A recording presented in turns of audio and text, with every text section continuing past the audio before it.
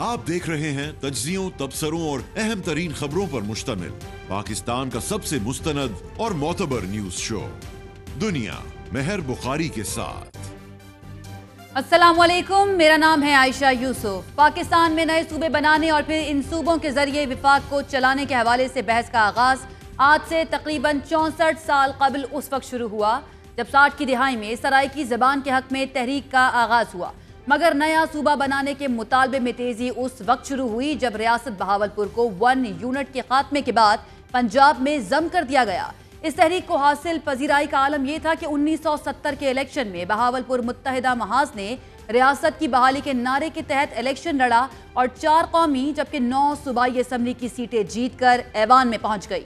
दूसरी दफा नए सूबे के हवाले से नारा आज से तकरीबन 50 साल कबल 1979 में उस वक्त लगाया गया जब तहरीक इस्तक़लाल ने अपने इंतखाबी मंशूर में मुल्क को 18 सूबों में तकसीम करने के साथ साथ सूबों के नामों से लिसानियत को भी हटाने का ऐलान किया। ये वही वक्त था जब मुल्क 2 लख्त हुआ। महज 6 साल हुए थे और मुल्क टूटने की दीगर वजूहात में से एक 1 यूनिट का क़याम और मशरक़ी पाकिस्तान में रहने वालों का एहसास कमतरी भी था। सहाफ़ी रहमत खान वर्दक के मुताबिक तहरीक इस्तक़लाल ने मुल्क को 22 सूबों में तकसीम करने और फिर दिफा, करंसी और मवासलात के महकमे विफाक के पास रखने का मंशूर दिया। 1977 के बाद मौजूदा सूबों की तकसीम के हवाले से बहस उस वक्त शुरू हुई जब जनरल परवेज मुशर्रफ की हुकूमत के खात्मे के बाद बनने वाली पीपल्स पार्टी हुकूमत ने 18वीं तरमीम की और पंजाब, सिंध, बलोचिस्तान और उस वक्त के NWFP को सूबाई खुद मुख्तारी देने का फैसला किया गया। और साथ ही ANP की तरफ से ये मुतालबा भी सामने आया कि हमारे सूबे की कोई शनाख्त नहीं है, हमें शनाख्त दी जाए और खैबर पख्तूनख्वा का नाम तजवीज़ किया गया।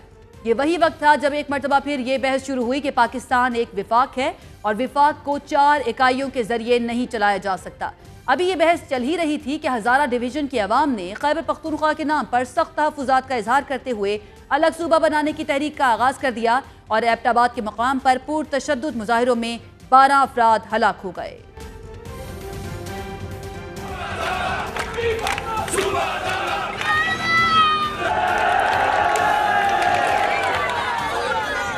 बजाय इसके कि वो आग पे पानी डालता, उन्होंने उसको उस पे तेल डाला, लोगों को उकसाया और फिर रहा सहा काम जो है गौहर अयूब वहां पे बैठ के बेहतरीन सूबा बनेगा, सेल्फ सफिशिएंट सूबा बनेगा।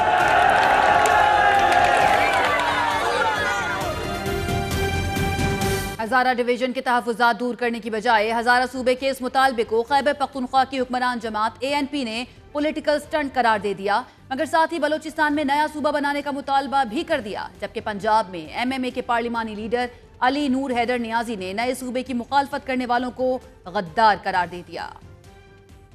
ये पॉलिटिकल स्टंट है, कोई सूबा हुआ नहीं बनेगा। ऐसे कौम को एक लड़ा के एक दूसरे के दस्तों गिरबान करने के लिए थल के इलाके को अलग सूबा बनाया जाए। हम लोग वो लोग हैं जो लोग लसानियत, असबियत और जबान के नाम पर अलहदा होने का मुतालबा करें।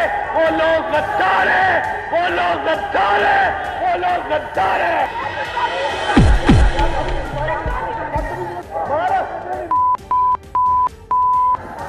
शिमले गांव से 1 घंटे के लिए इजलास अफजल किया जाता है। हज़ारा तहरीक के लोगों को ये कहकर कायल कर लिया गया कि हज़ारा सूबा बनाया जाएगा और उसके लिए कौमी असम्बली में बहस करवाई जाएगी। लेकिन नए सूबे बनाने से कबल इस बहस का आगाज़ हो गया कि नए सूबे इंतज़ामी बुनियादों पर बनेंगे या फिर लसानी बुनियादों पर। अलबत्ता ये ज़रूर हुआ कि पाकिस्तान में जनूबी सूबा पंजाब, सराइकी सूबा और हज़ारा सूबा बनाने पर बहसो मुबाहिसा शुरू हो गया, मगर साथ ही इस मसले पर सियासत भी शुरू हो गई। करारदाद जो है वो पहले कौमी असम्बली में, फिर सेनेट में और उसके बाद जो है वो सूबाई असम्बली में आ सकती है। इसलिए ऐसी किसी करारदाद का सूबाई असम्बली के एजेंडे पे बहस के लिए आना जो है वो आइनी और कानूनी तौर पे दुरुस्त नहीं है। बजट सेशन के आखिरी दिन जो थी हमारी करारदाद आई थी और उस दिन स्पीकर साहब ने असम्बली की प्रोसीडिंग्स को जल्दी से ख़त्म कर दिया था। इसका फिर जो रिएक्शन है अब उसके लिए वज़ीर आला और मियां नवाज शरीफ तैयार हो जाए। मुस्लिम लीग नून नए सूबों की तश्कील की हिमायत करती है। हुकूमत आइनवी तरमीम और वसाइल की तकसीम के हवाले से कौमी इत्तफाक़ राय पैदा करने के लिए अपोजिशन की मुशावरत से फौरी तौर पर कमीशन तश्कील दे। पंजाब असम्बली के साथ साथ कौमी असम्बली में भी नए सूबे बनाने पर ऐवान मछली मंडी बन गया और वहां ANP और MQM एक दूसरे के सामने आ गए। आईने पाकिस्तान पार्लिमान को आइन में तरमीम का इख्तियार देता है, मगर नए सूबे या पहले से मौजूद किसी सूबे की हुदूद के बारे में रद्दो-बदल का इख्तियार भी पार्लिमान के पास नहीं। आइन की शेख 239 की ज़ैली शेख 4 नए सूबे बनाने या किसी सूबे की हुदूद का असर नौ तश्कील देने के बारे में रहनुमाई करती है। इस शेख में दिए गए तरीक़ेकार के मुताबिक जब मुतल्लिका सूबे की असम्बली के अरकान की कुल तादाद की 2/3 अक्सरियत सूबे की हुदूद में रद्दो-बदल के हक में वोट डाले तो फिर पार्लिमान आइनी तरमीमी बिल मंजूर करके सदर मुमलिकत को पेश कर सकता है। 20 अक्टूबर 2011 को मुस्लिम लीग नवाज के सरबरा मियां मोहम्मद नवाज शरीफ ने DG खान में जलसे से खिताब करते हुए कहा कि मैं सूबे इंतजामी बुनियादों पर बनाए जाने का हामी हूँ। साथ में सूबों के नाम भी बताए। मैं तो सूबों का बड़ा हामी हूँ। आओ मिलकर मेरे साथ जनूबी सूबा बनाओ पंजाब का, आओ मेरे साथ मिलकर बहावलपुर का सूबा बनाओ। सबसे पहले उस पर मैं दस्तखत करूंगा। ये छोटे छोटे यूनिट्स अगर बन जाए तो पाकिस्तान और बेहतर हो सकता है।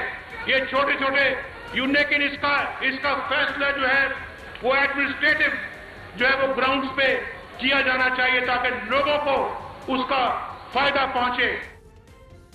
2011 से 13 के दरमियान नए सूबों पर खूब सियासत की गई। MQM की जानिब से नए सूबे बनाने के हवाले से बिल पेश किया तो एक मरतबा फिर इल्जाम तराशी की सियासत उरूज पर पहुंच गई। कमीशन में बात करेंगे, चाहे वो जनूबी पंजाब सूबे की क़याम की बात हो या जो दूसरी करारदाद है कि भावलपुर सूबा या रियासत उसकी रिक्रिएशन या उसकी फिर क़याम की बात है। ये कमीशन में हम इंशाअल्लाह ताला कंसेंसस के साथ ये सारे मसाइल हल कर लेंगे। हमारी पार्टी ने ये फैसला किया है कि कल हम भी एक रेजोल्यूशन देंगे जिसमें अच्छे अंदाज से, जिसमें जनूबी पंजाब भी शामिल होगा, बाज़ाब्ता तौर पे रूल्स के मुताबिक, कवायद और ज़वाबित के मुताबिक, बहावलपुर भी, हजारा भी और फाटा भी। लोग डिमांड कर रहे हैं छोटे यूनिट्स, क्योंकि वो समझते हैं कि लाहौर से गवर्नेंस जो है वो डिस्पेंस नहीं हो पा रही, खास तौर पे दूर दराज के इलाकों में। हमारी ओरिजिनल जो डिमांड थी और है वो है बहावलपुर सूबे की बहाली। हमारा तो सूबा मौजूद था। क्योंकि नए सूबे या सूबों का क़याम पंजाब में होना था और पंजाब असम्बली जहां मुस्लिम लीग नवाज की अक्सरियत थी, तो उस असम्बली ने बहावलपुर सूबे की बहाली और जनूबी पंजाब सूबे की तश्कील की। दो अलग अलग करारदादें मंजूर करते हुए पीपल्स पार्टी की वफाकी हुकूमत से ये मुतालबा कर दिया कि बहावलपुर सूबे की बहाली और नया सूबा बनाने के हवाले से इक़दामात किए जाएं। ये करारदादें राना सनाउल्लाह ने पेश की। जनूबी पंजाब और सूबा बहावलपुर के अवाम की जज्बाती ब्लैक मेलिंग करके करना चाहती थी और अपनी करप्शन और लूट मार को जो है वो उस पे पर्दा डालना चाहती थी। इन करारदादों ने पीपल्स पार्टी की इस सियासत को हमेशा के लिए जो है वो दफन कर दिया है। पंजाब से नए सूबों की करारदाद पास होने के 3 माह बाद स्पीकर कौमी असम्बली फहमीदा मिर्जा ने नए सूबे बनाने से मुतालिक सेनेट और कौमी असम्बली के मेंबरान पर मुश्तमिल 14 रुकनी कमीशन का ऐलान कर दिया। कमीशन में सेनेट से फरहतुल्लाह बाबर, सैयदा सुगरा इमाम, हाजी मोहम्मद अदील, कामिल अली आगा, मलिक मोहम्मद रफीक रिजवाना, मौलाना अब्दुल गफूर हैदरी, जबकि कौमी असम्बली से आरिफ अजीज शेख, जमशेद अहमद दस्ती, सैयद अली मूसा गिलानी, तहमीना दौलताना, चौधरी सऊद मजीद और डॉक्टर मोहम्मद फारूक सत्तार शामिल किए गए। नए सूबे बनाने के ये नारे 2013 से 18 के दरमियान मुताद्दिद मरतबा लगाए गए। कौमी और सूबाई असम्बली के सेशंस और TV टॉक शोज भी इसका हिस्सा रहे। 2013 के इलेक्शन से 5 माह पहले अगस्त 2013 में अपोजिशन की मुखालफत के बावजूद सेनेट से बहावलपुर और जनूबी पंजाब को पंजाब से काटकर अलग सूबा बनाने के लिए आइन में 24वीं तरमीम का बिल 2/3 अक्सरियत से मंजूर कर लिया गया। मुस्लिम लीग नवाज समेत तमाम सियासी जमातों ने नए सूबे बनाने का ऐलान करते हुए इसे अपने मंशूर का भी हिस्सा बनाया। मुस्लिम लीग नवाज ने अपने मंशूर में लिखा कि 6 माह में बल्दियाती इंतखाबात के इनेकाद के अलावा मुल्क में हजारा, बहावलपुर और जनूबी पंजाब समेत 3 नए सूबे बनाए जाएंगे। इसी तरह पीपल्स पार्टी की तरफ से सराइकी सूबा बनाने का ऐलान भी हुआ। महरूमियों को जवाज बनाकर खेला जाने वाला ये खेल इंतखाब के इनेकाद तक जारी रहा और उसके बाद पीपल्स पार्टी सराइकी सूबे की महरूमियां भूल गई। मुस्लिम लीग नवाज की तरजीहात पर बहावलपुर सूबा नहीं रहा। MQM जो सराइकी और हजारा सूबा बनाने की हामी थी, सिंध की तकसीम से मुकर गई। और जहां तक तहरीक इंसाफ का ताल्लुक है तो उसकी नज़र में 2013 इलेक्शन के बाद सबसे बड़ा मसला धांधली का रहा। धरने हुए, आज़ादी मार्च किए गए और इसी दौरान पाकिस्तान दहशतगर्दी के खिलाफ जंग भी लड़ता रहा। 2013 से 18 के दौरान हुकूमत और अपोजिशन आमने सामने रही और किसी को नए सूबे बनाने का ख्याल नहीं आया। मगर फिर 2018 इलेक्शन से 5 माह कबल और पंजाब पर मुसलसल 10 साल तक वजीर आला रहने वाले शहबाज शरीफ ने एक मीटिंग में यह ऐलान कर दिया कि हम जनूबी पंजाब के सूबे के क़याम और बहावलपुर के साबिक सूबे को बहाल करने के लिए पुरज़्म हैं। और फिर 2018 इलेक्शन से 3 माह पहले मुस्लिम लीग नवाज और दीगर जमातों से मुंतखब कौमी असम्बली और सूबाई असम्बली के एक ग्रुप ने जनूबी पंजाब सूबा महाज के नाम से ग्रुप तश्कील देकर अपने आप को तहरीक इंसाफ में जम कर दिया। हमारे साथ बहुत नाइंसाफियां होती रही। हमारे पिछले 30-35 साल से जो जमात पंजाब के ऊपर काबिज रही, तख्ते लाहौर पर काबिज रही, उन्होंने वफाक की नहीं सोची, उन्होंने जनूबी पंजाब को हुक्मरानी के तहत अपने साथ रखा है। अब जनूबी पंजाब की आवाम का फैसला है कि अब वो महकूमी की जिंदगी नहीं गुजारना चाहती। दोनों जमातों के दरमियान मुआहिदा ये तय पाया कि जनूबी पंजाब सूबे का क़याम तहरीक इंसाफ के साथ इत्तेहाद की बुनियाद है। मुआहिदे के तहत तय हुआ कि इक़्तिदार में आने के 100 दिन के अंदर जनूबी पंजाब सूबा बनाने के रास्ते में हायल रुकावटों को दूर करने के लिए कमेटी भी बनाई जाएगी। मुआहिदे पर इमरान खान, मीर बल्ख शेर मजारी, खुसरो बख्तियार और ताहिर बशीर चीमा ने दस्तखत भी किए। 2018 का इलेक्शन हुआ और जनूबी पंजाब से ताल्लुक़ रखने वाले 50 में से 30 उम्मीदवार कौमी असम्बली का इलेक्शन जीत गए। और फिर PTI के मेंबर सूबाई असम्बली मोहसिन लगारी ने जनूबी पंजाब सूबा बनाने की तरफ पहला कदम उठाते हुए नए सूबे की करारदाद 15 अगस्त 2018 को सूबाई असम्बली में पेश कर दी। ये कोई बादशाही हुक्म नहीं होते कि हुक्म सादर फरमा दिया गया तो ये हो। अभी हमारे बहुत सारे जो दोस्त हैं वो उनको इस चीज़ पे बोले कि जी वो जनूबी पंजाब के 3 सिर्फ ये जुग्राफियाई तकसीमें नहीं होती, ये इंतज़ामी अमूर के साथ वसाइल की तकसीम भी होती है। अगर हम अभी जनूबी पंजाब की ही बात करें तो जिस वक्त हम जनूबी पंजाब के सूबे को बनाने के लिए वो चलेंगे, और मैं तो पिछले कोई 8-10 साल से इसी चीज़ पे लगा हूँ कि उस अमल को एक तरीके के साथ करने की ज़रूरत है। करारदाद पेश हुई, पास हुई, मगर ये फैसला ना हो सका कि सूबा इंतजामी बुनियादों पर बनाया जाएगा या फिर लसानी बुनियादों पर। और इसी बहस में मजीद 8 माह गुजर गए। इन 8 माह में press conferences, media talks, seminars, एहतजाज जारी रहे, मगर नया सूबा न बन सका। और जनवरी 2019 में मुस्लिम लीग नून ने एक मरतबा फिर कौमी असम्बली में बहावलपुर और जनूबी पंजाब पर मुश्तमिल सूबा बनाने की करारदाद पेश कर दी। और यहाँ से तहरीक इंसाफ पर दबाव में इजाफा हुआ और तहरीक इंसाफ ने कौमी असम्बली में 2 बिल्स पेश कर दिए। पीपल्स पार्टी की बिलों की हिमायत, जबकि मुस्लिम लीग नवाज ने बिलों की मुखालफत कर दी। नए सूबे की जोग्राफियाई हदबंदी के हवाले से तहरीक इंसाफ का मौक़िफ़ था कि नया सूबा बहावलपुर, मुल्तान और DG खान के डिवीजन्स पर मुश्तमिल हो। पीपल्स पार्टी ने इन 3 डिवीजन्स के साथ साथ जिला भक्कर, जिला मियांवाली और सरगोदा को भी नए सूबे में जम करने का बिल पेश किया, जबकि मुस्लिम लीग नवाज ने 2 सूबों का बिल पेश किया जिसमें कहा गया कि एक सूबा मुल्तान और DG खान पर मुश्तमिल डिवीजन्स पर बनाया जाए और इसे जनूबी पंजाब सूबे का नाम दिया जाए, जबकि दूसरा सूबा बहावलपुर डिवीजन पर मुश्तमिल हो। 15 अक्टूबर 2020 को तहरीक इंसाफ की पंजाब हुकूमत ने DG खान, मुल्तान और बहावलपुर डिवीजन्स पर मुश्तमिल जनूबी पंजाब अजला के लिए सिविल सेक्रेटेरिएट कायम करने का ऐलान कर दिया। सिविल सेक्रेटेरिएट तो बना दिया गया, लेकिन अभी तक ये फैसला नहीं हो पाया कि इस नए सूबे की डेमोग्राफी क्या होगी। मौजूदा सेक्रेटेरिएट 3 डिवीजन्स मुल्तान, बहावलपुर और DG खान पर मुश्तमिल है। मुल्तान डिवीजन मुल्तान, खानेवाल, लोधरा और बिहाड़ी पर मुश्तमिल है, जबकि इसका हेडक्वार्टर मुल्तान में है। बहावलपुर डिवीजन में बहावलपुर, बहावल नगर और रहीम यार खान के अजला शामिल हैं, जबकि हेडक्वार्टर बहावलपुर है। इसी तरह DG खान में मुजफ्फरगढ़, लैया, राजनपुर, जामपुर, कोटअद्दू और तौसा शरीफ के अजला शामिल हैं। बिल्स के पेश किए जाने और सिविल सेक्रेटेरिएट बनाए जाने के बाद तकरीबन 4 साल तक इस मौजू पर खामोशी रही और फिर जनवरी 2022 में सेनेट में जनूबी पंजाब सूबे के हवाले से बिल पेश किया गया, जिसे पास भी करवा लिया गया। उसके बाद 2 माह कबल जनूबी पंजाब सूबे के हवाले से एक पेशरफ्त ये सामने आई कि 10 जून 2024 को सेनेट में तहरीक इंसाफ के सेनेटर ओन अब्बास ने आइन में तरमीम का बिल पेश किया, जिसमें कहा गया कि ये सूबा बहावलपुर, मुल्तान और DG खान पर मुश्तमिल होगा। आज़ादी के वक्त पंजाब में अजला की तादाद 16 थी, जो इस वक्त बढ़कर 41 हो चुकी है। 1951 में 3 डिवीजन 16 अजला पर मुश्तमिल थे। 1955 में क़याम, 1977 में 1 यूनिट के खात्मे के बाद 3 डिवीजन्स को 5 डिवीजन्स में तकसीम करके 19 अजला बना दिए गए। 1981 में 19 अजला को 21 तक बढ़ा दिया गया, मगर डिवीजन्स की तादाद 5 ही रखी गई। 1998 में अजला की तादाद 34 करते हुए डिवीजन्स की तादाद 8 कर दी गई। 2017 तक अजला की तादाद 36 हो गई और 9 डिविजन्स बना दिए गए। 2022 में 6 नए अजला बनाए गए, जिसके बाद पंजाब के कुल अजला की तादाद 42 हो गई। सादा अल्फाज में 75 सालों में अजला को 16 से बढ़ाकर 42 कर दिया गया, डिविजन्स को 3 से बढ़ाकर 9 कर दिया गया, मगर सूबे को तकसीम न करके गवर्नेंस बेहतर नहीं की गई। साथ ही अगर पंजाब के इंतजामी ढांचे को देखें तो 13 करोड़ बासियों के लिए एक चीफ सेक्रेटरी है। चीफ सेक्रेटरी सूबे के तमाम डिपार्टमेंट्स का इंतजामी सरबराह है, जिनमें food department, energy department, finance department, anti corruption department, health department समेत 41 डिपार्टमेंट्स आते हैं। ग्रेड 22 का ये अफसर इंतजामी तौर पर सूबे का सरबराह होता है और वजीर आला इसकी मर्जी के बगैर कोई कदम नहीं उठा सकता। इसकी जिम्मेदारियों में पॉलिसीज पर अमल दरामद, वजीर आला से मुशावरत करना, सिविल सर्विस मैनेजमेंट यानी ट्रांसफर पोस्टिंग करना और क्राइसिस मैनेजमेंट करना शामिल है। चीफ सेक्रेटरी की यह भी जिम्मेदारी है कि मौजूदा पंजाब का कुल रकबा 2,05,000 मुरब्बा किलोमीटर है, जबकि इसका दारुल खिलाफा बिल्कुल एक साइड पर है। मतलब लाहौर का दीगर अजला से फासला 100 से 500 किलोमीटर से भी ज्यादा है। यानी अगर राजनपुर के किसी शख्स को लाहौर जाना है तो उसे 7 से 10 घंटे का सफर तय करना पड़ेगा।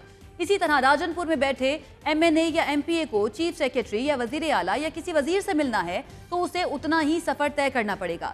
एक शख्स 13 करोड़ अफराद के मसाइल का हल कैसे कर सकता है? इतने बड़े सूबे में इक्तिसादी और सनती तवाजुन कैसे कायम रखा जा सकता है? रोजगार, तालीम, सेहत और दीगर सहूलतें कैसे दी जा सकती हैं? बड़े सूबों में बड़े प्रोजेक्ट्स लगते हैं, उनमें करप्शन का तनाजुब भी बढ़ जाता है। फंड्स और तरक्याती काम महज एक शहर पर लगा दिए जाते हैं, यकसा तरक्की के मौके नहीं मिलते। इंतखाबी अमल, इंतकाल इक़्तिदार, पॉलिसी साजी और कानून साजी में तमाम कौमियतें भरपूर शिरकत से महरूम नजर आती हैं। इसी तरह सेहत, सिक्योरिटी और तालीम, जिसकी जमानत आईने पाकिस्तान देता है, वो भी बड़ा सूबा होने की वजह से लोगों को मयसर नहीं हो पाती। मौजूदा बजट में सेहत के लिए तकरीबन 540 अरब रुपए रखे गए हैं, जो कुल सूबाई बजट का 10% बनता है। यानी पंजाब सरकार ने रवां साल के लिए जो रकम एक शहरी के लिए मुख्तस की है वो महज 4,200 रुपए बनती है। रवां साल तालीम के लिए पंजाब का बजट 669 अरब रुपए है, जो कुल बजट का तकरीबन 8.25% बनता है। यानी फी शहरी 5,154 रुपए, वो भी पूरे साल के लिए। अब जबकि पंजाब की आबादी भी ज्यादा है तो बीमारियां भी ज्यादा होंगी। तो पंजाब में 1000 में से 62 बच्चे पैदाइश के वक्त फौत हो जाते हैं। 170 माएँ अपनी जानें दे देती हैं। 41% बच्चों की स्टंटेड ग्रोथ है। 21% से ज्यादा बच्चे अंडरवेट हैं। आज भी पंजाब में टीबी, मलेरिया, डेंगू जैसी बीमारियां और वबाएं सैकड़ों जानें ले जाती हैं। 13 करोड़ शहरियों के लिए कुल 194 अस्पताल हैं, यानी तकरीबन 6.25 लाख पंजाब के वासियों के लिए एक अस्पताल। पंजाब में 1.25 करोड़ से ज्यादा बच्चे स्कूलों से बाहर हैं, जो कुल पाकिस्तानी बच्चों का तकरीबन 40% बनता है। अगर पंजाब में इन बच्चों को देखा जाए जिन्होंने कभी स्कूल का दरवाजा क्रॉस नहीं किया तो वो 6% बनता है, जबकि 14% बच्चे अब भी ऐसे हैं जिनकी उम्र स्कूल जाने की है लेकिन वो स्कूलों से बाहर हैं। पंजाब में स्कूलों की कुल तादाद तकरीबन 49,000 है। अगर आबादी के तनासुब से देखा जाए तो 2700 आबादी के लिए सिर्फ एक स्कूल। चूंकि पंजाब एक बड़ा सूबा है तो यहाँ के शहरियों के लिए इंसाफ की फराहमी के लिए अदालतें भी ज्यादा होनी चाहिए, मगर लाहौर हाई कोर्ट में आज भी जजेस की तादाद पूरी नहीं है। तकरीबन 1,80,000 केसेस ज़ेरे अल्तवा हैं। मतलब लाहौर हाई कोर्ट के हर जज के पास केसेस की तादाद 4500 है। पंजाब की डिस्ट्रिक्ट जुडिशरी में इस वक्त तकरीबन 14 लाख केसेस ज़ेरे अल्तवा हैं। कुल जजेस की तादाद 1740 है, यानी हर जज के पास केसेस की तादाद तकरीबन 800 बनती है। 13 करोड़ के इतने बड़े सूबे के लिए एक चीफ सेक्रेटरी, डिस्ट्रिक्ट जुडिशरी के 1700 जजेस, हाई कोर्ट के 40 जजेस, सिर्फ 194 अस्पताल बहुत कम है। यहाँ पर एक ब्रेक लेते हैं। ब्रेक के बाद मेहमानों से इसी हवाले से बात करेंगे।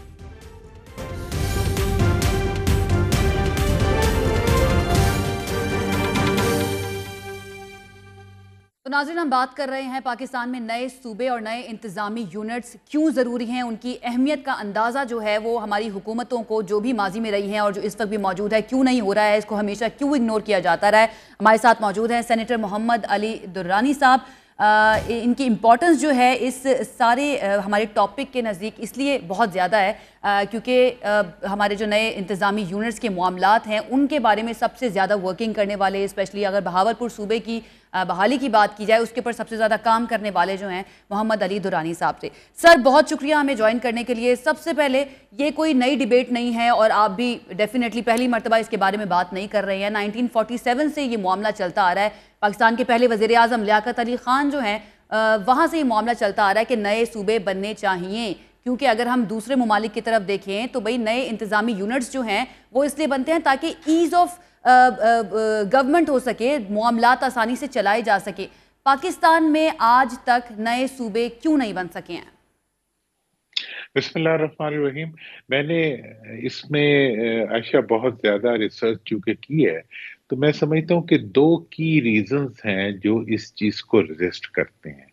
ایک جو ہمارے علاقے کی بیوروکریسی ہے وہ اس کو اپنے لیے ایک چیلنج تصور کرتی ہے کہ اگر نئے پروونسز بن جاتے ہیں تو پبلک افیکٹونیس بڑھ جاتی ہے اور بیوروکریٹک کنٹرول اس سے تھوڑا سا کمزور ہوتا ہے، چونکہ عوام کی ایکسیس ٹو دا گورنمنٹ جو ہے وہ بہت زیادہ بڑھ جاتی ہے. دوسرا ریزن جو اس کا ہے وہ ہمارے ملک کا وڈیرا جو ہے وہ چھوٹے ایڈمنسٹریٹو یونٹس نہیں چاہتا، کیونکہ چھوٹے ایڈمنسٹریٹو یونٹس کے اندر نئی لیڈرشپ سمرج کرتی ہیں، جو کہ وہ چاہتے ہیں کہ بڑے بڑے یونٹس ہوں جس کے اندر ان کی اختیار رہے، اور دوسرا بڑے یونٹس کی وجہ سے جو گورننس کی کاسٹ ہوتی ہے وہ بڑھتی ہے تو بیوروکریسی کا نمبر بڑھ جاتا ہے. اسی طرح جب بڑا سائز کرتے ہیں تو عوام کی ایکسیس ٹو گورنمنٹ کم ہونے کی وجہ سے ان کی جو ڈپینڈنس آن وڈیرا شاہی ہوتی ہے وہ بھی بڑھ جاتی ہے.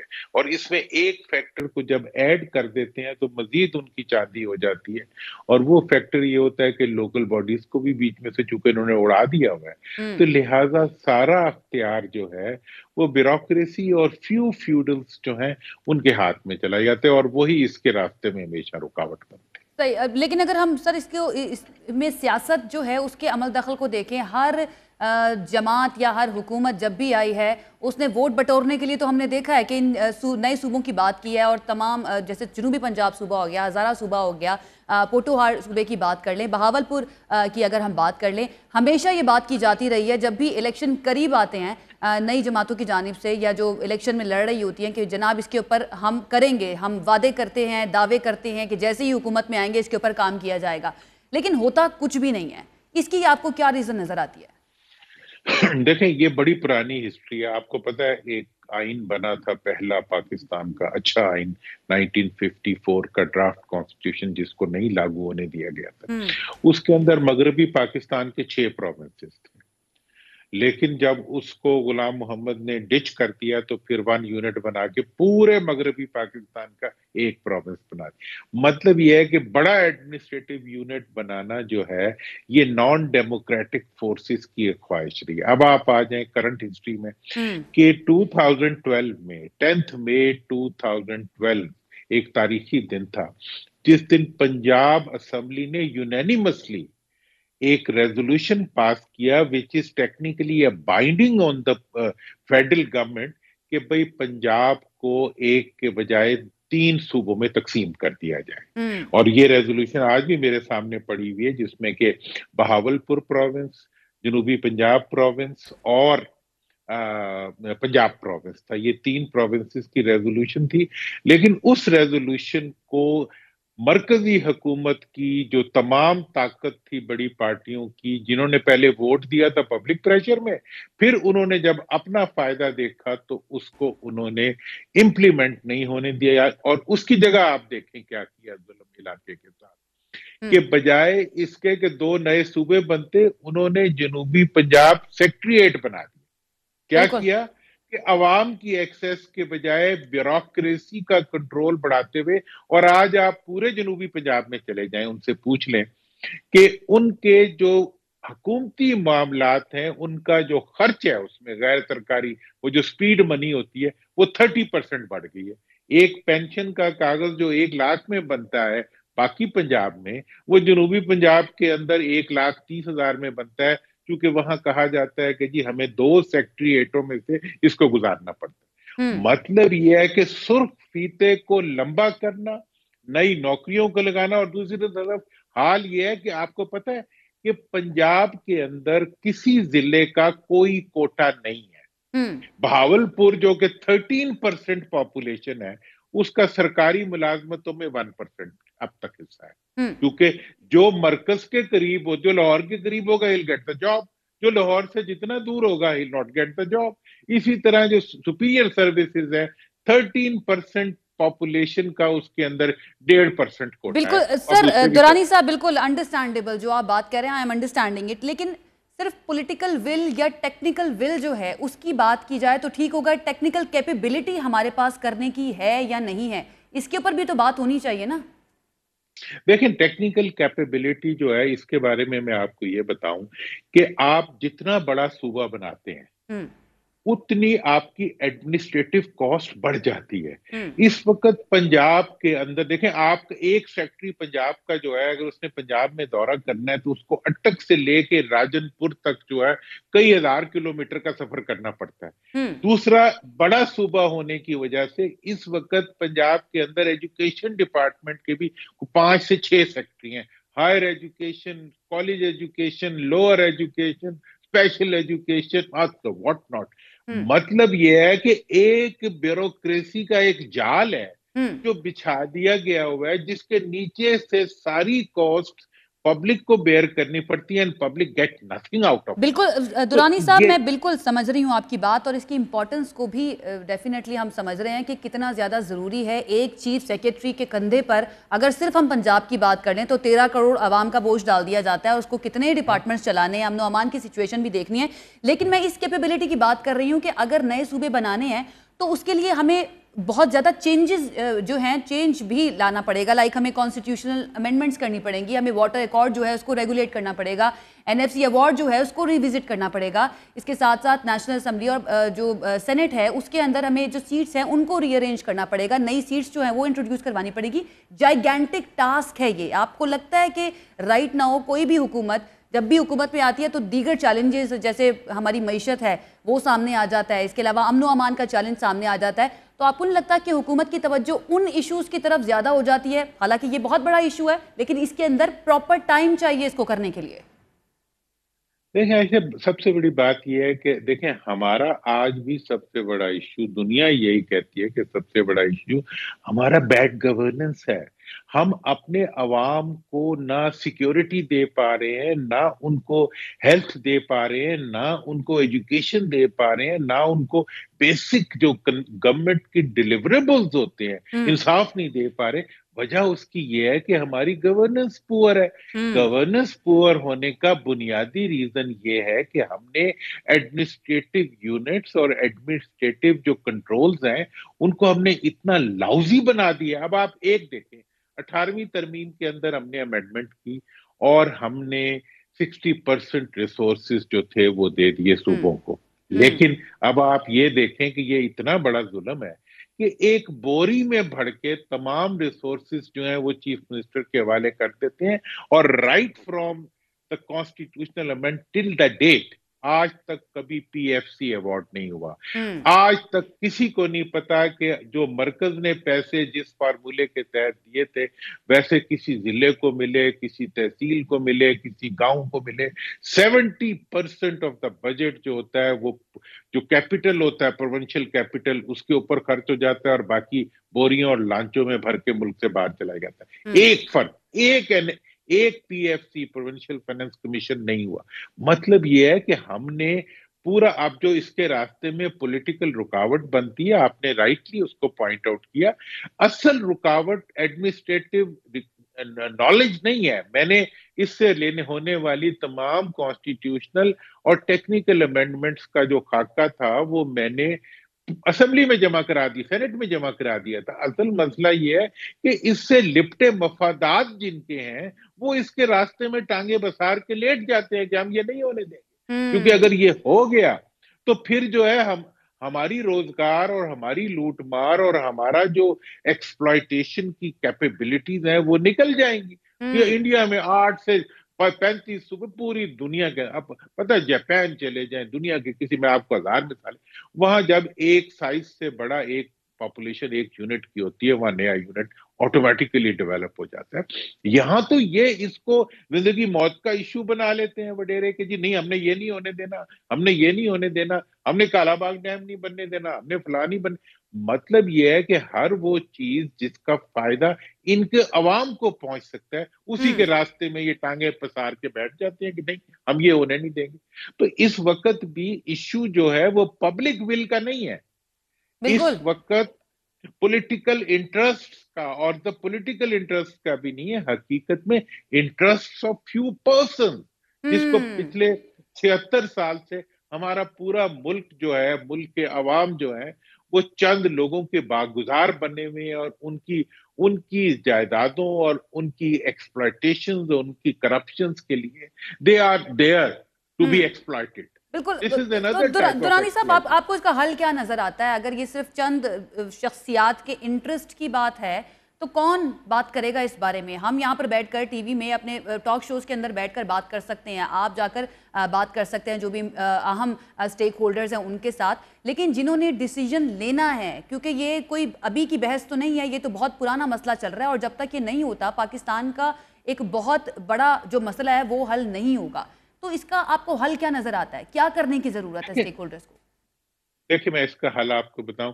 میں نے پہلے بھی جب یہ موومنٹ چلائی تھی, مجھے پتا ہے کوئی بھی اس کے حق میں نہیں تھا, لیکن 10 مئی کو ساری کی ساری صوبائی اسمبلی نے اس کے حق میں ووٹ دیا. وجہ اس کی یہ تھی کہ انہیں پتا تھا اگر ہم حق میں نہیں دیں گے تو علاقے میں سے ہم اڑ جائیں گے. اس وقت ایک تو نیشنل, آپ نے بڑا اچھا انیشیٹو لیا گئی, آپ اس ایشو کو ڈسکس کر رہے ہیں. ایک تو یہ ہے کہ اس ایشو کے اوپر ڈیبیٹ کو بڑھنا چاہیے, اور دوسری بات میں آپ کو بتا دوں کہ 8 فروری کے بعد جو پبلک اویئرنیس کا ایک لیول پیدا ہوا ہے, اس کے نتیجے میں یہ دیکھتا ہوں کہ ایسے کام اب کروانا ہمارے لیے آسان ہو جائے گا. اینڈ جو اویئرنیس پیدا کرنے والے انسٹیٹیوشنز ہیں ان کی اسٹرینتھ بڑھ جائیں گی, چونکہ پبلک نے اپنا رائٹ ٹو ووٹ ایکسرسائز کر کے اپنے آپ کو پاور کے اندر ایک ریلیونٹ فیکٹر بنا لیا. اس سے پہلے جو تھا, آپ کو پتا ہے کہ 24 کے الیکشن سے پہلے پاکستان کی ٹریڈیشن یہ تھی کہ جس کے بارے میں اشارہ ہو گیا, جس کے بارے میں پتا چل گیا کہ جی یہ اگلی حکومت بنائے گا, ہر ایک نے جا کے اسی کو ووٹ دے دیا. لیکن اب یہ متھ ٹوٹ چکی ہے. اب اس متھ کے ٹوٹنے کے بعد آپ کا جو یہ انیشیٹو ہے, اس کو آپ کنٹینیو کریں ود فل فورس. آپ دیکھیں گے you will get a lot of response from public, اور ایٹ دا سیم ٹائم یہ جب ڈیبیٹ جنریٹ ہوگی تو اس میں سے پاکستان نکلے گا. ابھی تک پاکستان کہیں نہیں ہے, پرسنل انٹرسٹ ہیں. پرسنل انٹرسٹ سے آپ اس ڈیبیٹ کے ذریعے تمام انٹرسٹ کو نیشنل انٹرسٹ کی طرف کنورج کر سکتے. صحیح, پبلک کی آپ نے بات کی اور پبلک ریپرزینٹیٹیوز جو ہیں ان کی بھی بات کر لیتے ہیں. ایک اور اہم مسئلہ جب بھی ہم چھوٹے انتظامی یونٹس کی نئے صوبوں کی بات کرتے ہیں تو وہ یہ آتا ہے کہ جو لوگ چاہ رہے ہیں یہ صوبہ, جو لوگ حق سے محروم ہیں, جہاں پر ڈیولپمنٹل ڈسپیرٹی لوگوں کو نظر آ رہی ہے, لوگ پریشان ہیں کہ ان کو حق سے محروم رکھا جا رہا ہے, وہ چاہتے ہیں کہ ان کی بات کو بھی سنا جائے. اگر نئے صوبے بن رہے ہیں تو لنگوسٹک بیسس پر بننے چاہیے, ایتھنک بیسس پر بننے چاہیے, یا پھر انتظامی بیسس کے اوپر بننے چاہیے. یہ بھی ایک ڈیبیٹ جو ہے اس کا حصہ ہے. آپ کو کیا لگتا ہے کہ کس بیس پر نئے صوبے جو ہیں وہ بنیں گے تو زیادہ بہتر طریقے سے چل سکیں گے؟ دیکھیں, دنیا کے اندر عائشہ جو پریکٹس اس وقت چل رہی ہے وہ بڑی اسٹیبلشڈ ہے کہ اب تمام جو صوبہ ایک انتظامی یونٹ ہے. یہ کوئی ایموشنل یونٹ نہیں ہے, یہ کوئی ریلیجس یونٹ نہیں ہے, یہ کوئی لنگوسٹک یونٹ نہیں ہے. آپ کو یاد ہے نا وہ سرائی کی صوبے کی بھی بات کی جاتی ہے, بار بار ان چیزوں کی بات کی جاتی ہے. That is why this debate comes hair.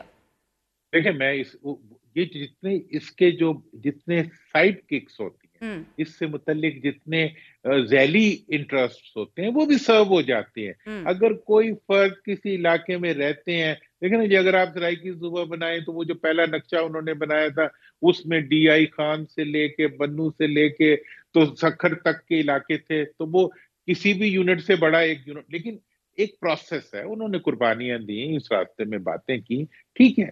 लेकिन आज की दुनिया जिस चीज को मानती जानती है वो ये है कि जब आप इंतजामी बुनियादों के ऊपर यूनिट्स को बनाते हैं तो जो दूसरे महरूम तबकात होते हैं, अब जैसे सराइकी सूबे की सारी तहरीक जो है वो इलाके की महरूमी की तारीख है। मैं बता रहा हूँ जिस इलाके की 13% पॉपुलेशन को 1% रिप्रेजेंटेशन मिलती हो तो उनको कोई भी इमोशनल कर सकता है। तो इन तमाम इश्यूज को एड्रेस करने का जो एक साइंटिफिक तरीका है वो तो ये है कि इंतजामी तौर पे आप सूबे बनाएं। दूसरा इसका तरीका ये है कि आप बल्दियाती इदारों के जरिए आवाम को एम्पावर करें, और मेरा तो प्रपोजल भी है कि जी सूबाई, कौमी और बल्दियाती इंतखाबात एक ही वक्त और एक ही कानून के तहत एक ही मुद्दत के लिए होना चाहिए।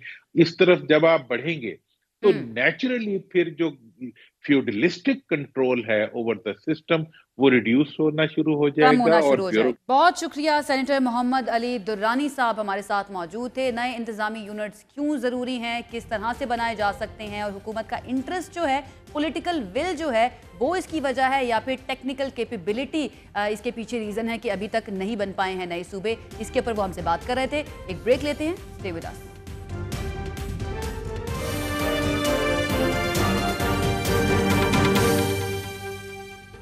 ब्रेक के बाद खुशामदीद। हम बात कर रहे हैं पाकिस्तान में नए सूबों से मुताल्लिक कि उनका बनना क्यों ज़रूरी है, इसी पर बात करते हैं। हमें ज्वाइन किया है बाबर याकूब साहब, साबिक सेक्रेटरी इलेक्शन कमीशन है, साबिक चीफ सेक्रेटरी बलूचिस्तान है।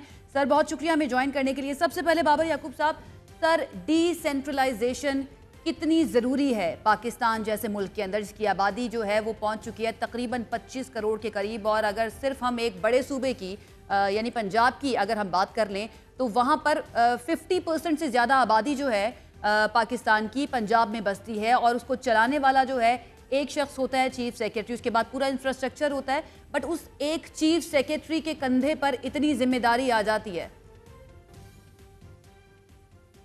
जी thank you Ayesha, thank you for having मी।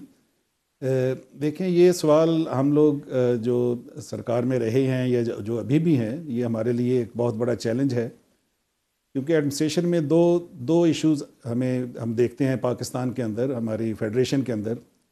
एक है एरिया, जैसे बलूचिस्तान है, बहुत बड़ा एरिया है, उसमें जो चैलेंजेस हैं सर्विस डिलीवरी के, वो अमंग अदर थिंग्स जो बाकी भी कई चैलेंजेस हैं, तो उनमें से एक चैलेंज जो है सबसे बड़ा शायद वो एरिया का है कि how to manage huge area. और दूसरा ऑफ कोर्स चैलेंज जो होता है वो आबादी का है, जैसे कि आपने कहा कि पंजाब के अंदर। तो ये चैलेंजेस जो हैं इनको सामने रखते हुए ये अक्सर बहस होती है कि इसको हल कैसे किया जाए। तो बड़े लोगों ने इसके ऊपर लिखा है, काम किया है, रिसर्च हुई है कि इसका एक तरीका ये हो सकता है कि हमने अपनी फेडरेशन को क्यों एक स्टैटिक फेडरेशन के तौर पे एक किस्म का बना लिया है। एक सवाल है ये, इस पे लोग बात करते हैं। हम देखें अब हमारे अक्सर ये जिक्र होता है कि हमारे पड़ोस में देखिए 1956 से उन्होंने शायद 14 स्टेट से आज वो 28 के ऊपर खड़े हैं, तो कोई इशू नहीं है।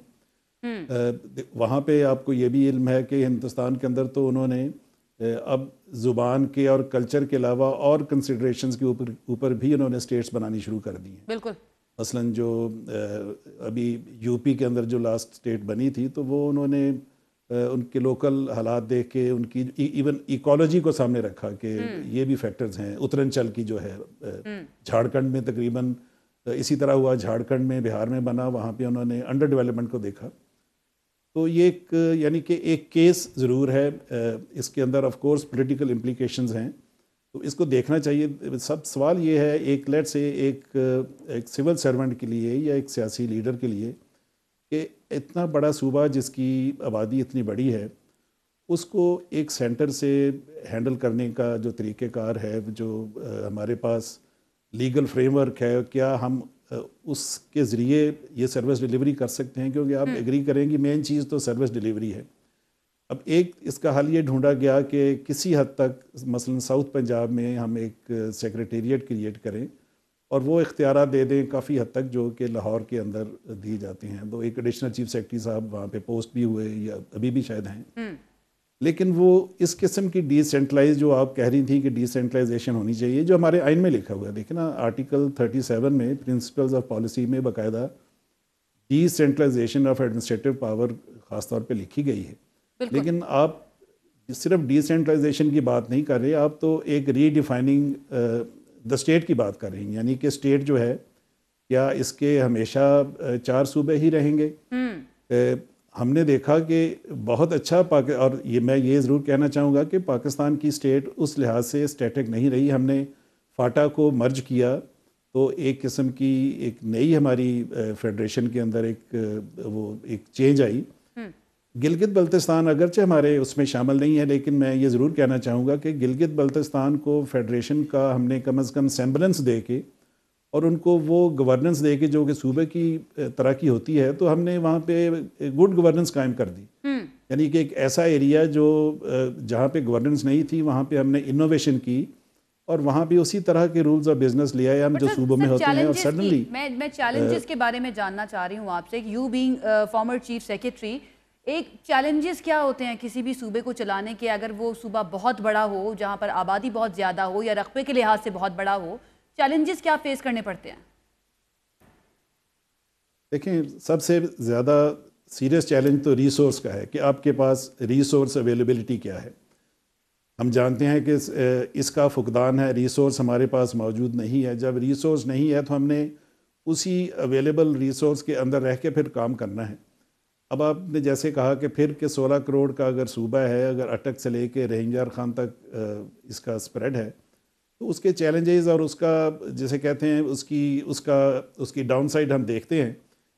اب جو ہمارے دیہات میں ہوتا ہے، رورل پنجاب کے اندر کہ جو ٹیل اینڈ کے اوپر لوگ ہوتے ہیں، لیٹ سے راجن پور ہے، میں اس کو sorry to use this term tail end, یعنی کہ ٹیل اینڈ اس سینس میں نہیں کہ ان کو کوئی ان کے ساتھ کوئی برا سلوک ہوتا ہے، لیکن وہ ٹیل اینڈ ایسے ہے کہ جو سینٹر آف گورننس ہے یعنی کہ لاہور، وہاں سے اس کو مینج کرنا اس طریقے سے جہاں پہ ان کو وہ سروس ڈیلیوری مل سکے جو سکیئرس ریسورسز میں آپ اویلیبل کرتے ہیں. میں یہ بھی نہیں کہتا کہ کوئی ایسا ہم ان کے ساتھ امتیازی سلوک کرتے ہیں جو لیٹ سے سینٹرل پنجاب کے ساتھ ہوتا ہے، لیکن فیکٹ تو یہی ہے نا جی کہ اتنی بڑی آبادی کو جب آپ ہینڈل کرتے ہیں تو آپ کی اٹینشن، آپ کی ریسورس ڈسٹریبیوشن اس طرح سے نہیں رہ سکتی ہے جتنی کہ آپ چھوٹے یونٹ کے ساتھ. بالکل سر، وہ ہمیں نظر بھی تو آتی ہے نا، ہمیں نظر بھی آتی ہے. اگر ہم سینٹرل پنجاب، ناردرن پنجاب والی سائڈ پر دیکھیں تو ہمیں وہاں پر بڑے شہروں میں زیادہ کام ہوتے ہوئے نظر آتے ہیں،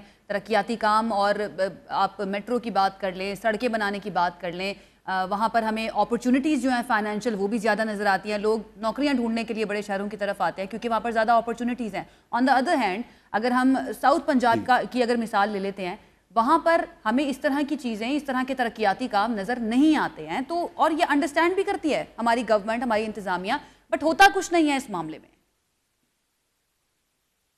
جی دیکھیں، اس کے اوپر آف کورس یہ ایک ڈسکورس ہے نا جی، اس پہ جیسے ابھی آپ نے یہ ڈسکشن شروع کی ہے، آئی تھنک یہ اس کے اوپر ڈسکورس ہونا چاہیے. جو ہماری سینئر لیڈرشپ ہے اس کے اوپر غور کرے گی، اور میرا خیال ہے تمام پولیٹیکل پارٹیز اس کے اوپر وقتاً فوقتاً بات کر رہے ہیں کہ جی اس کو جو فیڈرل سٹرکچر ہے اس کو ری ڈیفائن کرنا چاہیے.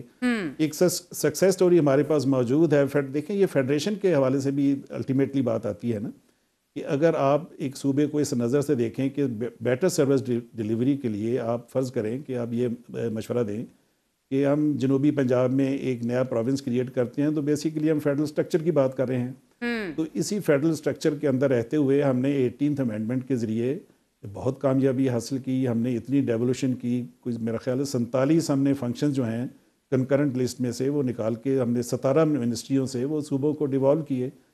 تو میرا پوائنٹ یہ ہے کہ کانسٹیٹیوشن کے اندر اور ہماری لیڈرشپ کے اندر اتنا ویژن اور اتنی بصیرت ہے کہ وہ ان چیزوں کو آگے لے کے چل سکتی ہیں. اب ڈسکورس کی ضرورت ہے.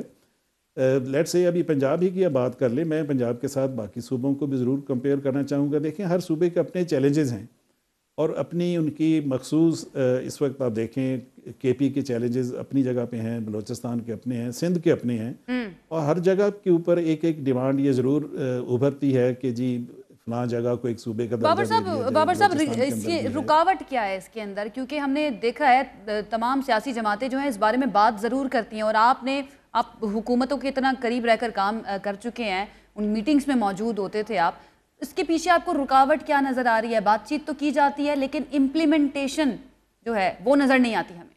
जब नया यूनिट आप क्रिएट करते हैं तो उसके साथ नई अपॉर्चुनिटीज़ क्रिएट होती हैं, नया ह्यूमन रिसोर्स आप लेके आते हैं, नए सिस्टम्स लेके आते हैं। वो गिलगित उसकी इस लिहाज से एक मिसाल है। जो दुश्वारी है, एक दुश्वारी मैं समझता हूँ कि वो हमारे आइन के अंदर जो, जैसे अभी आर्टिकल 1 के अंदर हमने लिख दिया कि जी इस तरीके से ये हमारे स्टेट के ये प्रोविंसेस होंगे।